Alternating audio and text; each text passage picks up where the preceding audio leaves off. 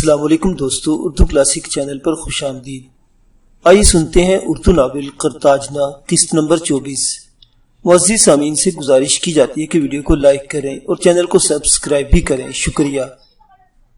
برقا اپنی پوری رفتار سے قرطاجنہ کی طرف اڑا چلا جا رہا تھا۔ عارفان نے اپنی پوری زندگی میں اپنے جہاز کو کبھی اتنا تیز نہ دوڑایا تھا۔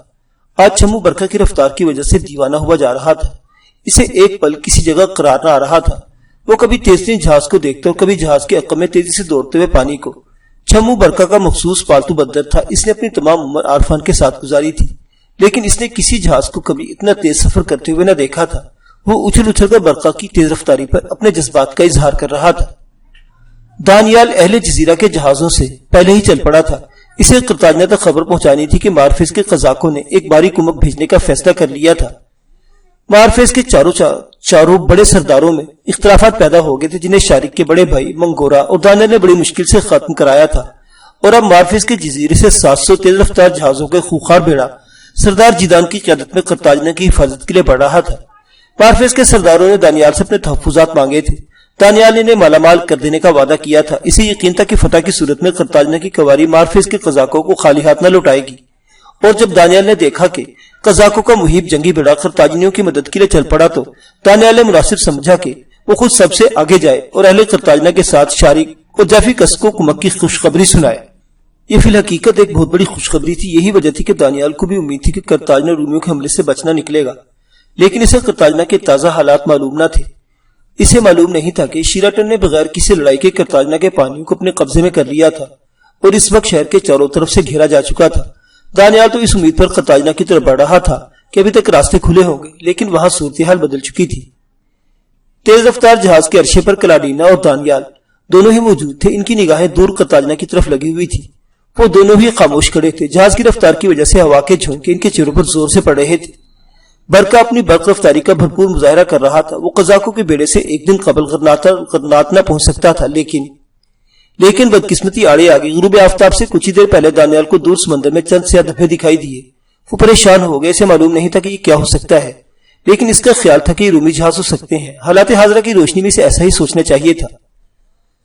وہ نہیں چاہتا تھا کہ اس کی رومی جہازوں سے مد بھیڑ ہو۔ اس نے بتدریج بڑے بڑے ہوتے سیاہ دھبوں کو دیکھا تو عارفان کو حکم دیا کہ وہ برقا کا رخ موڑ دے۔ وہ کسی قیمت پر رومیوں سے نہ ٹکرانا چاہتا تھا۔ وہ قرطاجنہ کی کواری تک پہنچنا چاہتا تھا اور اسے آنے والے لشکر کی خوشخبری سنانا چاہتا تھا، تاکہ اس کے چہرے پر مسکان دیکھ سکے اور خوش ہو سکے۔ بچپن میں بھی وہ اسی طرح کیا کرتا تھا۔ وہ ہر چیز اموسی کو لا کر دیتا تھا جو وہ طلب کرتی، اور جب وہ اپنی مطلوبہ چیز حاصل کر لیتی تو خوش ہو جاتی۔ اس کے ہونٹ گلاب کی طرح کھل جاتے اور دانیال اسے دیکھ کر بے حد خوش ہوتا۔ آج بھی دانیال کے دل میں وہی جذبات تھے۔ وہ ہر حال میں جافیکس تک پہنچنا چاہتا تھا، اور یہ کیا مصیبت تھی جو اس کی طرف خوشا چلی آ رہی تھی۔ لیکن اسے معلوم نہیں تھا کہ رومی جہاز کہاں تک پھیلے ہوئے۔ اس نے برقا کا رخ موڑ دیا، لیکن مصیبت نہ ٹلی۔ اب سامنے سے آنے والے جہازوں کے خدوخال واضح ہو چکے تھے۔ وہ رومی لشکر کے گشتی جہاز تھے جو آس پاس کے سمندروں میں گھومتے جا رہے تھے۔ انہوں نے برقا کو دیکھ لیا۔ مان دانیال کو کلاڈینا کی آواز سنائی دی، بھیا رومی بیڑے نے قرطاجنہ کا گھیراؤ کر لیا ہے، شاید وہ دیکھیے، وہ دوسری طرف سے اس طرح کے جہاز ہماری طرف بڑھ رہے ہیں۔ مجھے نہیں لگتا کہ رومیوں سے مدبھیڑ ہوئے بغیر ہم قرطاجنہ تک پہنچ سکیں۔ دانیال بھی انہی خطوط پر سوچ رہا تھا۔ اسے محسوس ہو رہا تھا کہ وہ پھنس چکا ہے۔ وہ شہر قرطاجنہ تک پہنچنا چاہتا تھا، لیکن قرطاجنہ کو چاروں طرف سے رومی جہازوں نے گھیر لیا تھا۔ اس نے عارفان سے جہاز کی رفتار کم کرنے کے لیے کہا۔ وہ سوچنے کے لیے موقع چاہتا تھا، لیکن آج اسے موقع ملنے والا نہیں تھا۔ ایک طرف اکیلا برقا تھا اور دوسری طرف رومیوں کے کئی گشتی جہاز جو ایک ساتھ برقا کو حراست میں لینے اس کی طرف بڑھ رہے تھے۔ دانیال کے پاس سوچنے کے لیے بہت مختصر وقت تھا۔ اس نے مشورہ لینے والی نگاہوں سے کلاڈینا کی طرف دیکھا۔ کلاڈینا بھی ہراساں تھی۔ اسے بھی قرطاجنہ پہنچنے کی جلدی تھی، لیکن اب آنے والی مصیبت کو دیکھ کر اسے لگ رہا تھا کہ اس سے چھٹکارا نہ پا سکیں گے۔ مان کلاڈینا نے دانیال کو مشورہ دیا، یہ لوگ رومی ہیں، میں بھی رومی ہوں، آپ بھی قرطاجنی نہیں ہیں، اور نہ ہی ہمارے جہاز پر قرطاجنہ کا کوئی مخصوص نشان ہے۔ بہتر تو یہ ہوگا ہم خود کو قرطاجنیوں کا مخالف اور رومیوں کو حمایتی ظاہر کریں۔ ہم فوری طور پر ان کے چنگل سے تو نہیں نکل سکتے، لیکن اگر ہم ان کی ہمدردیاں حاصل کر لیں تو مجھے امید ہے کہ نکلنے کی کوئی سبیل مل جائے گی۔ دانیال نے چونک کر کلاڈینا کی طرف دیکھا۔ وہ صحیح کہہ رہی تھی۔ کلاڈینا رومی زبان بول سکتی تھی۔ یکایک دانیال کے ذہن میں جھماکا ہوا۔ اس نے سوچا کہ وہ نہ صرف یہاں سے چھٹکارا پانے کے لیے کلاڈینا کی تجویز کو اختیار کر سکتے ہیں، بلکہ قرطاجنہ کے لیے مزید کئی اہم کام بھی سر انجام دے سکتے ہیں۔ یہ اگرچہ ایک بڑے خطرے کی بات تھی، لیکن اس پر عمل کرنے کے سوا ان کے پاس اور کوئی چارہ نہیں تھا۔ چنانچہ دانیال نے اپنے کندھوں کو جھٹکا دیا جیسے کہہ رہا ہو جو ہوگا دیکھا جائے گا۔ رومی جہازوں نے ان کو چاروں طرف سے گھیر لیا۔ برقع درمیان میں محصور ہو کر رہ گیا۔ تب ایک رومی جہاز پر برقع کے نزدیک آ لگا۔ اس کے عرصے پر کچھ رومی سپاہی کھڑے تھے۔ ان سپاہیوں میں ایک جو غالباً جہاز کا کپتان تھا، کلاڈینا اور دانیال کی طرف دیکھتے ہوئے سخت لہجے میں بولا، کون ہو تم لوگ؟ کہاں سے آ رہے ہو؟ کہاں جا رہے ہو؟ دانیال اور کلاڈینا نے پہلے ہی طے کر لیا تھا کہ وہ ان رومیوں سے کہیں گے کہ چنانچہ کلاڈینا نے رومی زبان میں بات کی، ہم جو کوئی بھی ہیں، پہلے تم لوگ بتاؤ تم کون ہو اور ہم سے یوں پوچھ گچھ کیوں کر رہے ہو؟ کلاڈینا کے لہجے میں کرختگی تھی۔ ایک رومی حسینہ کے منہ سے رومی زبان میں اس طرح کا سوال سن کر استفسار کرنے والا دنگ رہ گیا۔ اس سے توقع نہیں تھا کہ آنے والا جہاز رومیوں کا ہوگا۔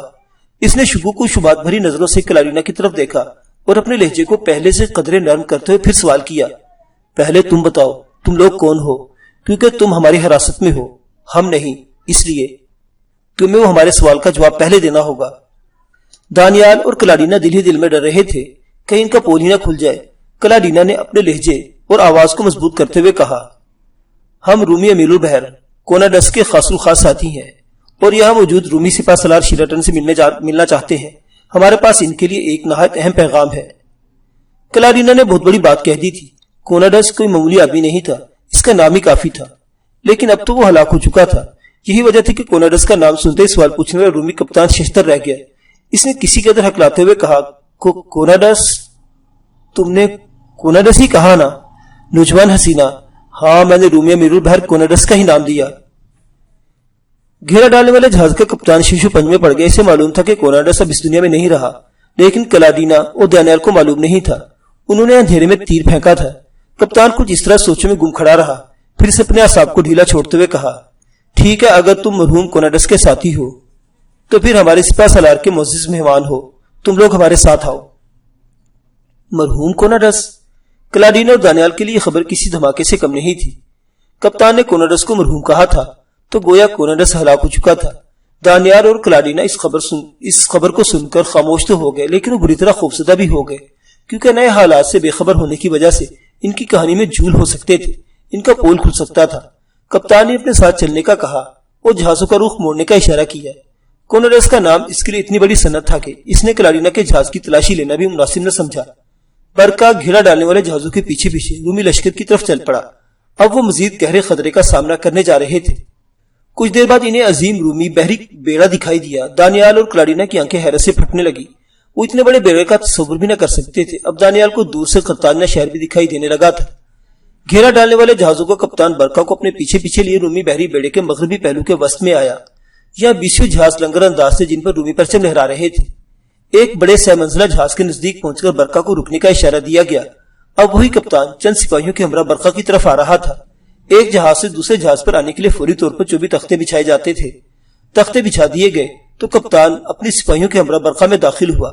وہ جہاز کے فرش پر چلتا ہوا کلاڈینا اور دانیال کے پاس آیا۔ اب بھی گفتگو کے فرائض کلاڈینا ہی انجام دینے والی تھی۔ کلاڈینا نے آنے والے کپتان کو خوش آمدید کہا اور بولی، ہم ہسپانوی سمندروں کی جانب سے اس طرف آئے ہیں۔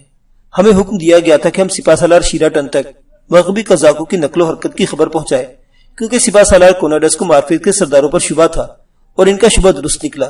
باقی تفصیل ہم سپاہ سالار شیراٹن کو ہی بتا سکتے ہیں۔ طے شدہ منصوبے کے مطابق کلاڈینا نے رومی کپتان سے رومی زبان میں بات کی۔ وہ کلاڈینا کی بات سے مطمئن ہو گیا۔ وہ کوئی سراغ رسا تو تھا نہیں، ایک جنگجو سپاہی تھا۔ اس نے کلاڈینا کی بات سن کر اس سے کہا، سپاہ سالار شیراٹن تو لشکر کے قلب میں ہے۔ یہ ہمارے لشکر کا مغربی بازو لنگر انداز ہے۔ میں اسی بازو کے گشتی دستوں کا سالار ہوں۔ ہمارے بیڑے کے مغربی حصے کے سالار محترم نورا ٹاس ہیں۔ اگر آپ ان سے ملنا چاہیں تو بھی ملوا سکتا ہوں۔ سپاہ سالار شیراٹن کو ملنے سے پہلے آپ کو سپاہ سالار نورا ٹاس سے مل لینا چاہیے، وہی آپ کو بڑے سپاہ سالار تک پہنچا سکتے ہیں۔ دانیال اور کلاڈینا کو نہ تو شیراٹن سے کچھ دلچسپی تھی اور نہ ہی نوٹاراس سے۔ وہ تو جلد از جلد اس جلیمے سے نکل جانا چاہتے تھے۔ کلاڈینا کی ذہین آنکھوں نے بھاپ لیا تھا کہ گشتی دستے کا کپتان اس کی باتوں پر یقین کرنے لگا ہے۔ یکا یک کلاڈینا کے دل میں معلومات حاصل کرنے کا خیال پیدا ہوا۔ اس نے کچھ دیر تک کچھ سوچا اور پھر کپتان سے سوال کیا، سپاہ سالار کوناڈس کی موت کی خبر آپ لوگوں تک کب پہنچی؟ اس کا دل دھک دھک کر رہا تھا، کہیں وہ کچھ ایسا نہ کہہ دے جو مناسب نہ ہو اور اس کا بھانڈا پھوٹ جائے۔ لیکن خوش قسمتی سے کپتان نے بڑے شوق کے ساتھ جواب دیا، کل ہی جب ہمارا بیڑا قرطاجنہ پر بڑا حملہ کرنے والا تھا، ہمیں اطلاع ملی کہ کھلے سمندر میں ہماری فوج نے قرطاج امیر البحر معابرس کو شکست دی، معابرس بھی مارا گیا اور ہمارا سپہ سالار کوناڈس بھی۔ آپ کو اس جنگ کا آنکھوں دیکھا حال معلوم ہوگا، ہے نا؟ نہیں، ہم لوگ اپنی مہم پر نکلے ہوئے تھے جہاں سے ہمیں سیدھا سپہ سالار شیراتن کی طرف لوٹنا تھا۔ ہم اس واقعے کی تفصیل تم سے سننا پسند کریں گے اگر تم چاہو تو۔ کلاڈینا نے کچھ ایسی دلفریب مسکراہٹ سے کپتان سے فرمائش کی کہ وہ کھل اٹھا، اور پھر وہ کلاڈینا اور دانیال کو بڑی سمندری جنگ کی تفصیلات بتانے لگا۔ کلاڈینا اور دانیال کی دال گل گئی تھی، ان پر کسی کو شک نہ ہوا۔ کپتان سے یہ بھی معلوم ہوا کہ کل صبح وہ قرطاجنہ پر فیصلہ کن حملہ کرنے والے ہیں، ایک ایسا حملہ جو قرطاجنہ کی مکمل شکست پر ختم ہوگا۔ یہ حملہ ہر طرف سے بیک وقت کیا جائے گا۔ خشکی کی طرف سے سپہ سالار اورلس قرطاجنہ کی فصیل کو توڑنے کی کوشش کرے گا، اور سمندر کی طرف سے تینوں رومی بیڑے قرطاجی دفاعی بیڑے کو کچلتے ہوئے دیوتاؤں کی دیوار پر قبضہ کر لیں گے۔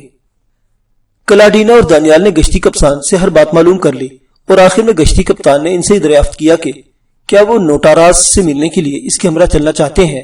تو دانیال اور کلاڈینا شش و پنج میں پڑ گئے۔ اب رات ہو چکی تھی۔ بحر روم پر دور دور تک رومی جہازوں کے کمکمے جگمگا رہے تھے۔ یہ مغربی بیڑا تھا جس کا سپہ سالار نوٹاراس تھا۔ گشتی کپتان کلاڈینا کی طرف سورے نگاہوں سے دیکھ رہا تھا۔ دانیال چاہتا تھا کہ وہ کسی طرح یہاں سے نکل جائے۔ وہ رومیوں کے حملے سے قبل ہی شہزادی جافیکس کو تمام حالات سے آگاہ کرنا چاہتا تھا، لیکن اب وہ دونوں مخمصے کے شکار تھے۔ ایسے عالم میں وہ کیا کرتے؟ لیکن پھر قدرت کی کرنی ایسی ہوئی کہ اچانک ان کے سامنے خود بخود وقتی بچاؤ کی ایک سبیل پیدا ہو گئی۔ ہوا یوں کہ گشتی کپتان ابھی کلاڈینا کے جواب کا منتظر کھڑا تھا کہ اس کا ماتحت سپاہی نزدیک آئے اور مؤدب لہجے میں اپنے سالار سے کہنے لگا، سالار، ابھی خبر ملی ہے کہ قرطاجنی دفاعی بیڑے کا کچھ حصہ ہمارے مغربی حصے کی طرف بڑھ رہا ہے۔ یہ معلوم نہیں ہو سکا کہ قرطاجنی نے ہمارے بیڑے کا انتخاب کیوں کیا ہے، لیکن اتنا ضرور اندازہ لگایا ہے کہ وہ رات کی تاریکی میں ہم سے ٹکرانا چاہتے ہیں۔ سپہ سالار نوٹاراس کو حکم کر سپاہی خود کو مستعد کر لے، جنگ رات بھر بھی جاری رہ سکتی ہے۔ گشتی کپتان اس خبر سے بری طرح اچھلا اور اپنے سر پر ایک چپت رسید کرتے ہوئے نہایت پریشان کن لہجے میں گویا خود کلامی کرنے کہنے لگا، اوہو، میرے ذمہ تو ایک نہایت اہم کام لگا دیا گیا تھا، ہائے ایشور، ہم تو مارے گئے۔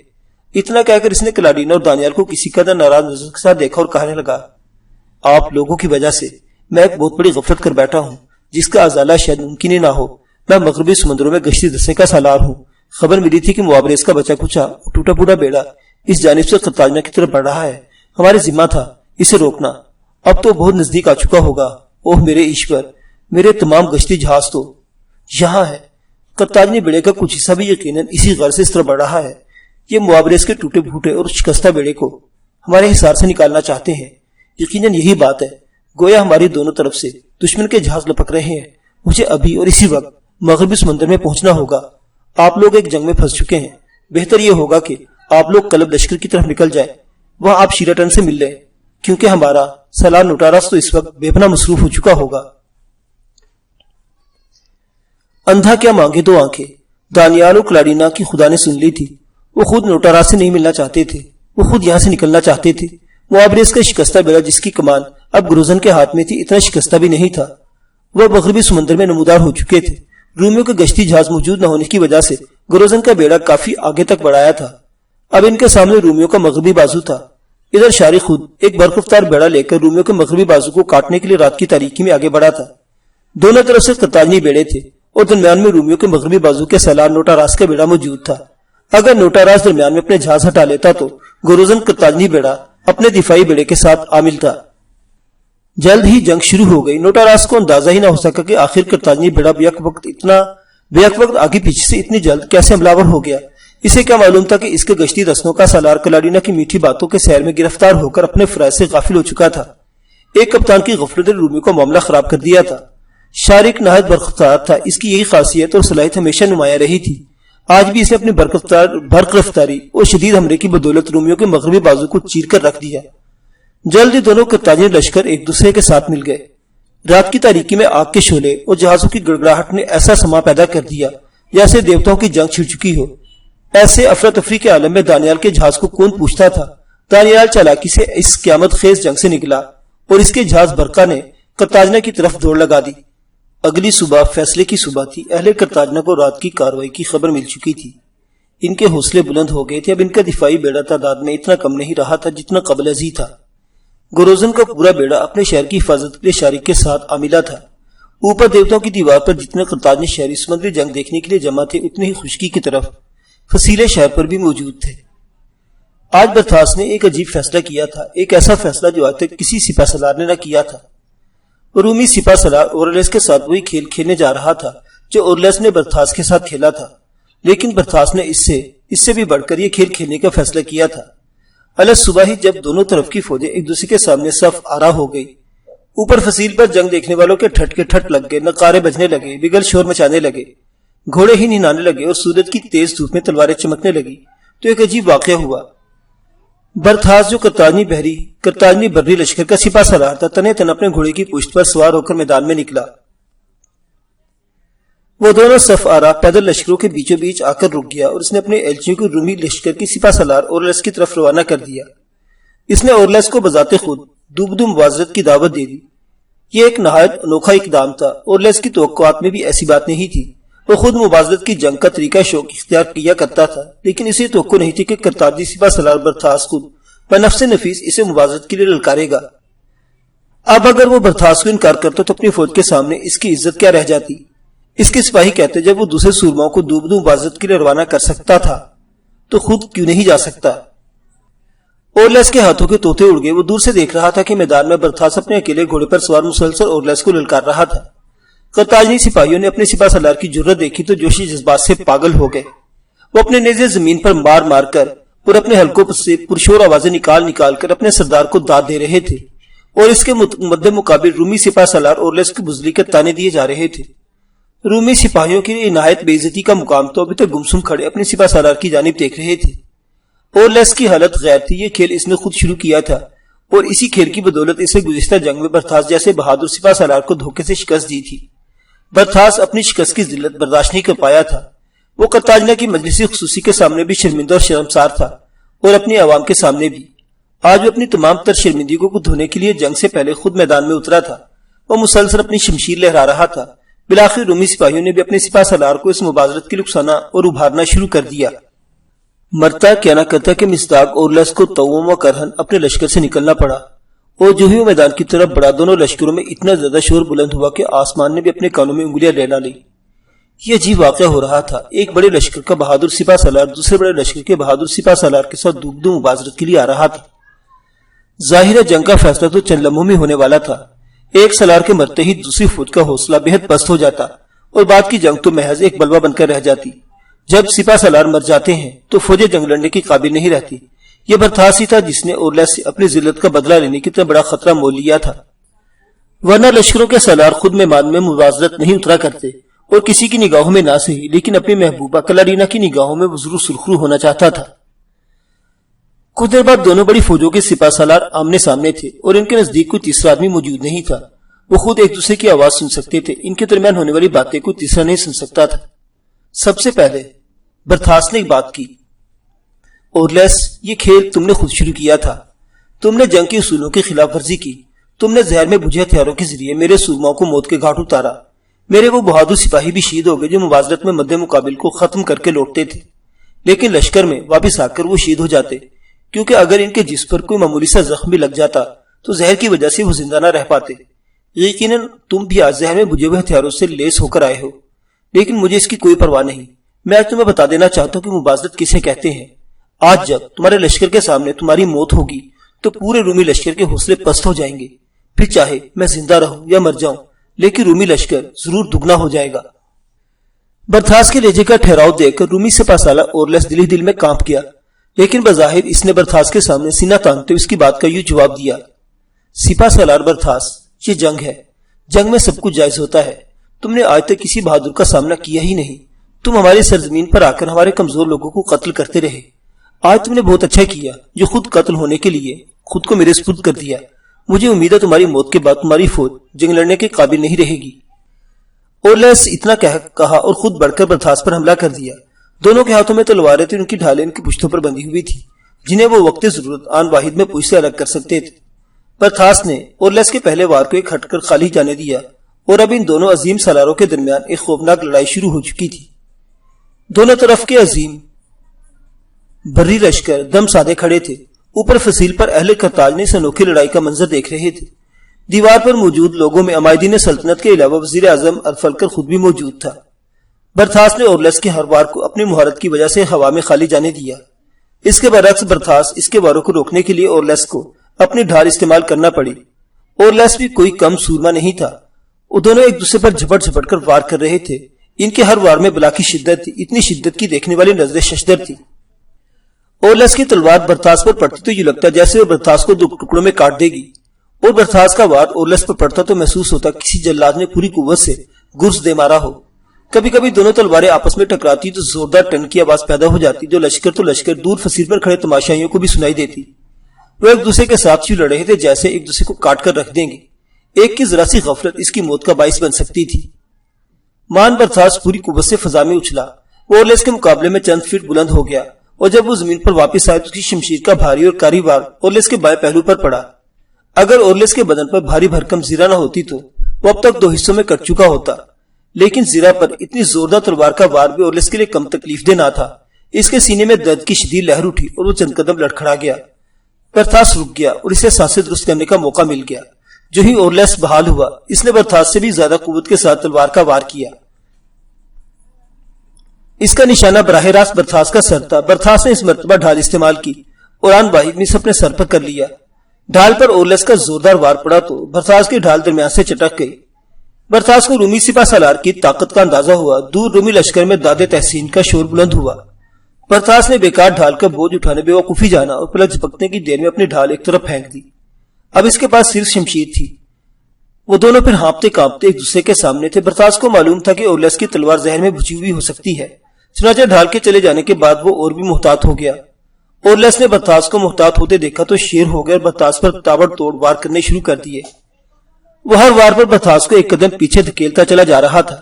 برتھاس قدم با قدم پیچھے ہٹتا، اورلس کے ہر وار کو اپنی شمشیر پر روکتا رہا۔ اب ٹنڈن کی آواز پہلے کی نسبت بہت زیادہ پیدا ہو رہی تھی۔ یکا یک برتھاس نیچے زمین پر بیٹھ گیا اور اس سے پیش اور اس کی شمشیر ایک دائرے کی طرح گھوم کر اورلس کی ٹانگوں پر پڑی، لیکن اورلس نے ہوا میں اچھل کر برتھاس کا وال خالی جانے دیا، بلکہ اوپر سے اس نے اپنی شمشیر کا ایک زوردار وار برتھاس کے کندھے پر کیا۔ برتھاس آن واحد میں ایک طرف نہ ہٹ جاتا تو اس کا کندھا کٹ کر الگ ہو جاتا۔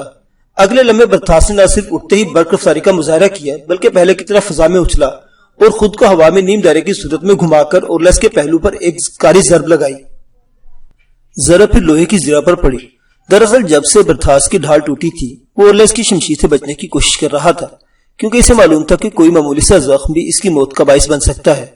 زرہ پر پہلے کی طرح دوبارہ زوردار ضرب کھا کر اورلس کے سینے میں پہلے سے بھی زوردار درد کی ٹیس اٹھی، لیکن اس نے پرواہ نہ کی اور ایک قدم پیچھے ہٹ کر اپنے دانے ہاتھ میں تھمی شمشیر کو سیدھا کر لیا۔ بالکل آمنے سامنے اگلے لمحے اس کی شمشیر کی نوک برتھاس کی پیٹ کی طرف لپکی۔ برتھاس نے خود کو آن واحد میں ایک طرف جھکا لیا۔ اورلس کی شمشیر ہوا میں خالی چلی گئی۔ وہ دونوں جنگ کے شروع میں ہی اپنے اپنے گھوڑوں سے اتر چکے تھے۔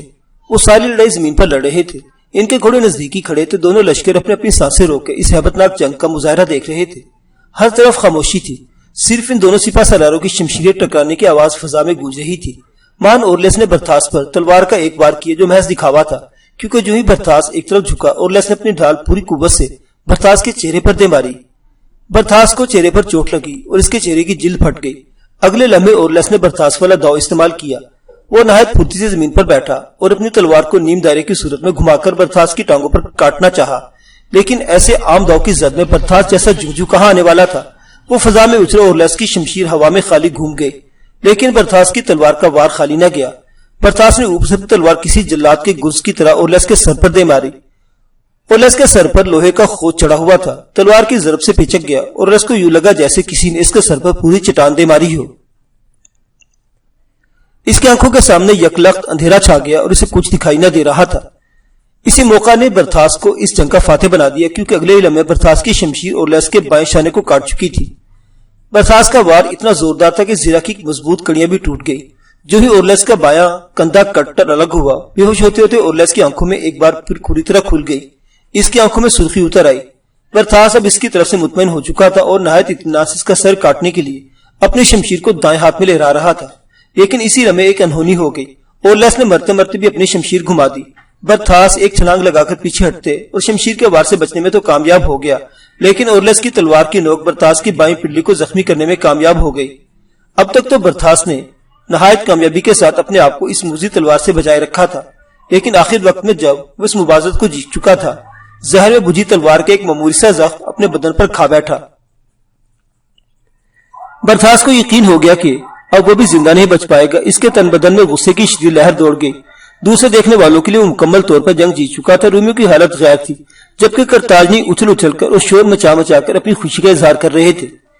برتھاس نے شدید غصے کے عالم میں اپنی شمشیر پوری قوت سے گھمائی اور اورلس کا سر اس کے بدن سے الگ کر دیا۔ رومی سپاہ سالار کا سر لڑکتا وہ دور جا گرا۔ برتھاس نے دوڑ کر اپنے گھوڑے کی زین کے ساتھ اٹکا اپنا نیزہ تھاما اور رومی سپاہ سالار کا سر اپنے نیزے کی انی پر کھبا کر خود اپنے گھوڑے پر سوار ہو گیا۔ فسیلہ شہر پر بندو بانگ نعرے گونج رہے تھے۔ رومی فوج بری طرح مایوس ہو چکی تھی۔ ان کا سپاہ سالار جنگ شروع ہونے سے پہلے ہی مارا گیا تھا۔ برتھاس جو ہی اپنا گھوڑا دوڑاتا واپس اپنے لشکر میں پہنچا، اس نے بغیر ایک لمحہ کے دیر کیے عام حملے کا حکم دے دیا، لیکن اب قرطاجنیوں کو یقین تھا کہ وہ ہر قیمت پر رومیوں کی تکہ بوٹی کر دیں گے۔ اسی وقت سمندر میں بھی زوروں کی لڑائی شروع ہو چکی تھی۔ یہ لڑائی تو نہ تھی، کوئی قیامت تھی۔ ہزاروں بحری جہازوں کے ساتھ ہزاروں بحری جہاز ٹکرا گئے۔ قرطاجنی لشکر کی کمان شارک کے ہاتھ میں تھی اور دوسری طرف شیراٹن جیسا منجا ہوا اور قابل بحری سالار برسرے پیکار تھا۔ ہر جہاز آگ کے گولے اگل رہا تھا۔ قرطاجنہ کے تین اطراف موجود سمندر میں مصنوعی طوفان آ چکا تھا۔ شارک کا دفاعی بیڑا اپنے حصار کو قائم رکھے ہوئے تھا اور اس کے جہاز رومی جہازوں کو دیوتاؤں کی دیوار تک کے نزدیک آنے نہ دے رہے تھے۔ گروزن کے لشکر کی شمولیت کا جو غم و غصہ تھا وہ اسے پوری شدت کے ساتھ نکال رہا تھا، لیکن پھر بھی شیراٹن کے لشکر کی تعداد بہت زیادہ تھی۔ شیراٹن کا بحری بیڑا 3 حصوں میں تقسیم ہو کر بھی اتنا بڑا تھا کہ شارک اور گروزن کے لیے اس کو روکنا کوئی آسان کام نہ تھا۔ شارک کے ایک ایک جہاز کو تباہ کرنے کے لیے شیراٹن کے 3 جہاز آگے بڑھاتے۔ اوپر دیوتاؤں کی دیوار پر موجود قرطاجنیوں کی حالت دیکھنے والی تھی۔ وہ کبھی اپنے خشکی پر لڑنے والے سپاہیوں کی جانب سے خوشخبریاں سنتے تو کبھی سمندر میں ہونے والی لڑائی دیکھ کر مایوس ہونے لگتے۔ انہیں اپنے سمندری سپاہیوں پر فخر ہو رہا تھا، لیکن دشمن کی تعداد کے مقابلے میں قرطاجنی جہازوں کی تعداد بہت کم تھی اور یہی وجہ اصل پریشانی کی تھی۔ اس پر متضاد شیراٹن کی ذہانت تھی۔ وہ جنگ کو ایک کھیل کی طرح کھیلتا تھا۔ وہ کبھی ہمت نہ ہارتا اور نہ کبھی تھکتا تھا۔ اس نے شارک کی کمان میں لڑنے والے ایک ایک جہاز کو تاک تاک کر نشانے مارنے شروع کر دیے۔ سورج طلوع ہونے کے ساتھ ہی چھڑنے والی جنگ دوپہر تک بے پناہ بھڑک چکی تھی۔ رومی نہایت چابک دستی سے اپنے جہاز آگے لاتے اور شارک کے جہازوں کو گولہ باری کے لیے نقصان پہنچا کر پیچھے ہٹ جاتے۔ تعداد کی کمی کی وجہ سے قرطاجنیوں کو بہت نقصان ہو رہا تھا، جو لگتا تھا کہ سہ پہر پہلے ہی قرطاجنی جنگ ہار جائیں گے۔ شارک نے اچانک ایک انوکھا اقدام کیا۔ اس نے تیزی کے ساتھ ختم ہوتے اپنے جہازوں کو دیکھا تو اپنے سپاہیوں کو حکم دیا کہ وہ جہازوں سے سمندر میں کود جائیں اور تیر تیر کر دشمن کے جہازوں پر سوار ہونے کی کوشش کریں، اور جب رومیوں کے جہازوں پر سوار ہو جائے تو دو بدو جنگ کریں۔ شارک کو معلوم تھا کہ قرطاجنی باشندے اپنے شہر کو بچانے کے لیے جانوں پر کھیل جائیں گے۔ شارک کے حکم کی دیر تھی کہ ہزاروں قرطاجنی پانی میں کود گئے اور تیرتے ہوئے رومیوں کے جہاز کی طرف بڑھنے لگے۔ لگ بھگ نصف گھنٹے کے اندر اندر شارک کے اس اقدام کا یہ نتیجہ نکلا کہ رومی جہاز ایک ایک کر کے قرطاجنیوں کے قبضے میں آنے لگے۔ شیراٹن کو نئی صورتحال کا علم ہوا تو اس نے بھی اپنے تیراکوں کو کودنے کا حکم دیا اور کہا کہ کسی قرطاجنی کو رومی جہازوں تک نہ پہنچنے دیا جائے، بلکہ انہیں سمندر میں ہی قتل کرنے کی کوشش کی جائے۔ نہایت گھمسان کی جنگ ہو رہی تھی۔ اسی اثنا میں ایک اڑتی ہوئی خبر پہنچی اور اس خبر نے سمندری جنگ پر نہایت واضح اثرات مرتب کیے۔ اڑتی ہوئی خبر یہ تھی کہ بھری لڑائی میں رومیوں کو شرمناک شکست سے دوچار ہونا پڑا اور ان کا سپاہ سالار قرطاجنی سپاہ سالار کے ہاتھوں قتل ہو گیا، اور یہ کہ قرطاجنی فوج نے رومیوں کے پورے بھری لشکر کو تہس نہس کر دیا۔ شہر کے سامنے اب کوئی رومی سپاہی موجود نہیں۔ اس خبر نے شیراٹن کی فوج کے دل دہلا دیے۔ قریب تھا کہ رومیوں کے حوصلے پست ہو جاتے اور وہ فرار ہونے کی سوچتے کہ اسی اثنا میں شیراٹن نے آخری زوردار حملے کا حکم دے دیا۔ اس نے اپنے 500 سے زائد جہازوں کو محاذ جنگ سے دور رکھا ہوا تھا، لیکن تازہ صورتحال کی وجہ سے اس نے اپنے اس مخصوص بیڑے کو بھی جنگ میں جھونک دیا۔ قرطاجنی جن کے حوصلے بڑھ چکے تھے نئے رومی جہازوں کو آتا دیکھ کر گھبرا گئے۔ اتنا بڑا لشکر اچانک نمودار ہوا تو قرطاجنیوں کے چھکے چھوٹ گئے۔ وہ صبح سے لڑ لڑ کر پہلے ہی بہت تھک چکے تھے۔ اب جب انہوں نے رومیوں کے تازہ دم بیڑے کو نمودار ہوتے دیکھا تو ان کی رہی سے ہی کسر بھی جاتی رہی۔ ان کے چہروں پر مایوسی نمودار ہونے لگی۔ شارک اور گروزن دوڑ دوڑ کر اپنے سپاہیوں کے حوصلے بڑھا رہے تھے، لیکن تازہ دم رومی لشکر کو دیکھ کر قرطاجنی سپاہیوں کے دل دہشت زدہ ہونے لگے۔ سپہر سے کچھ دیر پہلے تک روما اور قرطاجنہ کی یہ سمندری جنگ اپنے عروج کی آخری انتہا کو چھو رہی تھی۔ رومی قریب قریب غالب آنے والے تھے۔ ان کے کئی جہاز دیوتوں کی دیوار تک پہنچ چکے تھے اور انہوں نے شارک کا دفاعی حصار کامیابی کے ساتھ توڑ لیا تھا۔ بہت جلد قرطاجنہ رومیوں کے ہاتھ آنے والا تھا۔ دیوتوں کی دیوار پر موجود قرطاجنی شہریوں کے چہرے چہروں پر آج صبح جو خوشی نمودار ہوئی تھی وہ اب کافور ہو چکی تھی۔ بیشتر قرطاجنی جہاز غرق ہو چکے تھے اور آدھی سے زیادہ فوج لقمہ اجل بن چکی تھی۔ شیراٹن کے لشکر کا دباؤ کے مسلسل بڑھتا جا رہا تھا۔ مانے ایک عجیب واقعہ وہ لوگوں نے دیکھا، سب نے دیکھا، ہر سپاہی اور ہر شہری نے دیکھا۔ وہ بڑے بڑے مٹکے تھے، مٹی کے مٹکے جو سمندر پر تیرتے ہوئے رومی لشکر کے قلب کی طرف بڑھ رہے تھے۔ وہ چند مٹکے نہیں تھے، ان کی تعداد سینکڑوں میں تھی۔ مٹی کے یہ مٹکے کہاں سے آئے تھے، یہ اچانک کیسے نمودار ہو گئے تھے اور ان میں کیا تھا کسی کو معلوم نہیں تھا۔ دیوتاؤں کی دیوار پر موجود تمام قرطاجنی شہری نہایت تجسس اور خوف کے عالم میں تیر کر آنے والے مٹی کے ان مٹکوں کو دیکھ رہے تھے، اور پھر جب وہ مٹکے رومی لشکر کے عین عقب میں پہنچے تو دیکھنے والی ہر آنکھ دنگ رہ گئی۔ ہر مٹکے کے ساتھ ایک سر نمودار ہوا، وہ ایک انسانی سر تھا۔ مٹی کے مٹکے کھینچ کے رومی لشکر کے عقب میں لانے والے کون تھے؟ ان کی تعداد سینکڑوں میں تھی۔ جو ہی مٹی کے مٹکے کھینچ کر لانے والے تیراک سپاہی رومی لشکر کے ٹھیک عقب میں پہنچے، انہوں نے مٹکے پھوڑنے شروع کر دیے۔ جو ہی مٹکے پھوٹے، ان میں سے سیاہ رنگ کا سیال مادہ سمندر کی سطح پر بہنے لگا۔ وہ کالا تیل تھا، ایسا آتشگیر تیل جسے آگ دکھانے کی دیر تھی، اور وہ بھڑک اٹھتا۔ مٹکے پھوڑنے والے سپاہی کس کے تھے؟ یہ لوگ کون تھے اور اس گوریلا کارروائی کا اہتمام کس نے کیا تھا؟ یکا یک شاری کے ذہن میں جھماکا ہوا۔ یہ ضرور قرطاجنہ کی کواری کا اقدام تھا۔ یقیناً قرطاجنہ کی کواری کے سرفروشوں نے یہ انوکھا کھیل کھیلا تھا۔ بس پھر کیا تھا؟ کچھ دیر بعد کالے رنگ کا گاڑا تیل رومی لشکر کے عقب میں سطح سمندر کو سیاہ کرنے لگا۔ مٹکے پھوڑنے والے جس طرح چپکے سے آئے تھے، اس طرح چپکے سے تیرتے واپس نکل گئے، لیکن اپنے پیچھے چھوڑ گئے وہ ایک بھڑکتی ہوئی آگ۔ شیراٹن نے اپنے قلب کے عقب میں پانی کے سمندر کو آگ کے سمندر میں تبدیل ہوتے دیکھا تو اسے صحیح معنوں میں دانتوں میں پسینہ آ گیا۔ اس کے فرار کا راستہ مسدود ہو چکا تھا۔ آگے دشمن اور پیچھے خوفناک آگ۔ شیراٹن ایک بار تو گڑبڑا گیا، لیکن اس نے فیصلہ کیا کہ وہ جیتی ہوئی جنگ کسی قیمت پر نہیں ہارے گا۔ چنانچہ اس نے خود آگے بڑھ کر حملے کا فیصلہ کر لیا۔ یہ اس کا آخری فیصلہ تھا۔ مر جاؤ یا مار دو کے مصداق، شیراٹن نے اپنے جہاز کو ایڑ لگائی اور سب سے آگے نکل گیا۔ شیراٹن کے جتنے افسروں نے اپنی سپاہ سالار کو خود جنگ میں سب سے آگے جاتے دیکھا تو سب کے سب اپنے ڈوبتے ہوئے دلوں کا سہارا دے کر ایک بار پھر قرطاجنہ پر ٹوٹ پڑے۔ شیراٹن کا یہ آخری حملہ اتنا زوردار تھا کہ تھکے ہوئے قرطاجنی شیراٹن کو نہ روک سکے۔ رومی جہاز آندھی اور طوفان کی طرح آگے بڑھے اور اپنی سپاہ سالار کی قیادت میں بچے کچے قرطاجنیوں کا صفایا کرنے لگے۔ شاری کو یقین ہو گیا کہ وہ یا اس کے جہاز شیراٹن کے اس حملے کو کسی قیمت پر سامنا نہیں کر سکتے۔ وہ اپنی جگہ ڈٹا رہا، خوب مقابلہ کرتا رہا، لیکن اس کی پیش نہ گئی۔ اس بار شیراٹن نے سچ مچ آخری اور فیصلہ کن حملہ کیا تھا۔ وہ دیکھتے ہی دیکھتے دیوتاؤں کی دیوار تلے پہنچ گیا۔ قرطاجنی جہاز جو بچ گئے تھے تتر بتر ہونے لگے۔ صرف شارک کا ہراول تھا جو ابھی تک شیراٹن کے جہازوں پر بدستور گولہ باری کر رہا تھا۔ شیراٹن کے سپاہیوں نے میدان خالی دیکھا تو شیر ہو گئے۔ انہیں یقین ہو گیا کہ وہ جنگ جیت چکے ہیں۔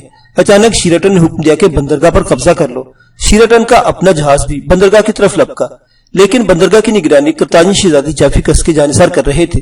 شیراٹن کو سخت مزاحمت کا سامنا کرنا پڑا۔ دیوتاؤں کی دیوار پر موجود شہریوں کے منہ لٹک گئے۔ وہ سوچ رہے تھے کہ یہ چند سپاہی آخر کب تک کتنے بڑے رومی لشکر کو بندرگاہ تک پہنچنے سے روک پائیں گے۔ جو ہی بندرگاہ رومیوں کے قبضے میں آتی، قرطاجنہ رومیوں کے ہاتھ آ جاتا۔ یہ جنگ کا آخری مرحلہ تھا۔ رومیوں نے حقیقت میں قرطاجنہ کو فتح کر لیا تھا۔ شیراٹن کے سپاہی اب آخری زور لگا رہے تھے۔ اچانک مغرب سے سینکڑوں کالے کالے جہازوں کے بادبان نمودار ہوئے۔ دیوتاؤں کی دیوار پر موجود شہری نے یہ سمجھا کہ رومیوں کے مزید جہاز بھی آ پہنچے، لیکن شیراٹن کو حیرت تھی کہ آخری یہ کون سے جہاز ہیں اور اتنی بڑی تعداد میں کہاں سے آ نکلے ہیں۔ وہ سردار جیران کی سرگردگی میں آنے والے مارفس کے قزاق تھے، جو اگر ذرا سی بھی دیر مزید کر دیتے تو آج قرطاجنہ برباد ہو جاتا۔ مارفس کی کمک آ پہنچی تھی۔ شارک نے دوری سے اپنے مخصوص جہازوں کو پہچان لیا۔ وہ انہیں جہازوں میں پلا بڑا تھا۔ اس نے چیختے اپنے ماتحتوں کو پکارا، کمک آ پہنچی، کمک آ پہنچی، مارفس کی جزیرہ کی کمک آ پہنچی، اب ہم ہار نہیں سکتے۔ شکر ہے ایشور، تیرا لاکھ لاکھ شکر ہے۔ شاری کے منہ سے کمک کے الفاظ نکلنے کی دیر تھی کہ یہ خبر جنگل کی آگ بن کر پورے میدان میں گونج گئی۔ شیراٹن کے لیے ایک بالکل نئی اطلاع تھی۔ وہ سچ مچ دیوانہ ہوا جا رہا تھا۔ آخر قرطاجنہ والوں کے پاس مارفس کے جہازوں سے کمک کیوں کرا پہنچی؟ اسے اپنے ماتھی پر ہتھیلی کا چھجا بنایا اور آنے والی کمک کا جائزہ لینے لگا۔ آنے والے جہاز سینکڑوں کی تعداد میں تھے۔ شیراٹن کا تمام تر حوصلہ آن واحد میں کافور ہو گیا۔ اسے یقین ہو گیا کہ اب جو جیتی ہوئی جنگ ہار چکا ہے، وہ سچ مچ ایک جیتی ہوئی جنگ ہار چکا تھا۔ اس نے اپنے جہازوں کو بندرگاہ سے پیچھے ہٹنے کا حکم دیا، لیکن پیچھے بھی آخر وہ کہاں تک ہٹ سکتا تھا؟ پیچھے تو آگ تھی۔ شیراٹن کو یقین ہو گیا کہ اب رومی لشکر کسی قیمت پر فتح یاب نہیں ہو سکتا۔ اب اچھے سپاہ سالار کی طرح اس کا فرض تھا کہ اپنے سپاہیوں کی جانیں بچاتا اور جتنے سپاہیوں کو دشمن کے شکنجے سے نکال سکتا نکالتا، لیکن وہ یہ بھی نہ کر سکا۔ سردار جیدان کا بیڑا سر پر چڑھایا۔ سردار جیدان کے قزاق سپاہیوں نے دیکھا کہ ان کے سامنے تو نہایت کرنے والا دھرا ہے۔ وہ اپنے مخصوص قزاقانہ انداز میں رومیوں پر ٹوٹ پڑے۔ شیراٹن کو محسوس ہوا کہ بزدلوں کی طرح بھاگنے کی صورت میں زیادہ نقصان اٹھائے گا، چنانچہ اس نے بھی قزاقوں کے ساتھ ٹکرا جانے میں یافع سمجھی اور ایک بار پھر خونریز جنگ برپا ہو گئی۔ شیراٹن کے سپاہیوں نے ایک بڑی بحری جنگ لڑی تھی۔